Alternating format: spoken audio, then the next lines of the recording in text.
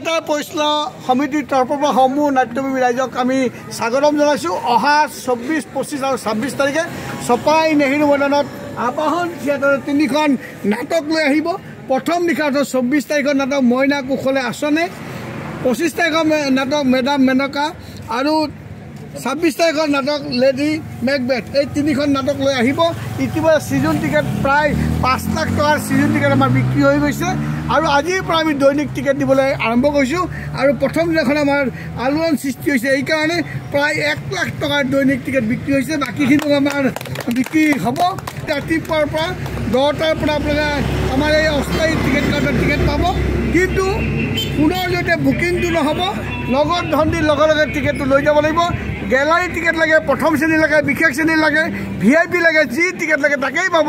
Ticket available আছে, মাত্ৰ আপোনালোকে আহক, আহি আমাৰ এই নাটকখন আবাহন থিয়েটাৰৰ নাটক উপভোগ কৰক, তাকে আমি কামনা কৰিছোঁ। লগতে এইটো কথা জনাইছোঁ, যোৱা বছৰ আমি আবাহন থিয়েটাৰৰ পৰা 4,87,000 টকা ৰাহি কৰিছিলোঁ। এই ৰাহি ধনেৰে ইতিমধ্যে আমি চপাই যুৱ কল্যাণ কেম্পাছৰ ভিতৰত বিভিন্ন উন্নয়নমূলক কাম কৰিছোঁ। আমাৰ থিয়েটাৰ মতৰ অৰ্থ হৈছে আমি ইয়াৰ পৰা টকা ৰাহি কৰি আমি উন্নয়নমূলক কামত লগাই চপাইখনক আগবঢ়াই লৈ যোৱা হৈছে আমাৰ উদ্দেশ্য। গতিকে এই উদ্দেশ্যক আপোনালোকে সহায় দিলে আমি নথৈ আনন্দিত হ'ম।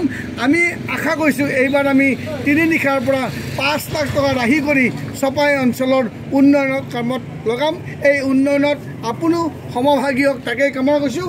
লেডি মেকবেথ, মইনা কুশলে আঁচনে আৰু মেডাম মেনকা 3খনৰ নাটকৰে টিকেট আমাৰ মাজত বহুত আছে, মাত্ৰ আপুনি আহক, নগদ ধনেৰে টিকেট লৈ যাওক, তাকেই কামনা কৰি সকলোৰে সহযোগ কামনা কৰিছোঁ। লগতে দিহা পৰামৰ্শ কামনা কৰি এই ভিডিঅ'টো ইমানতে সামৰি গৈছোঁ। ধন্যবাদ।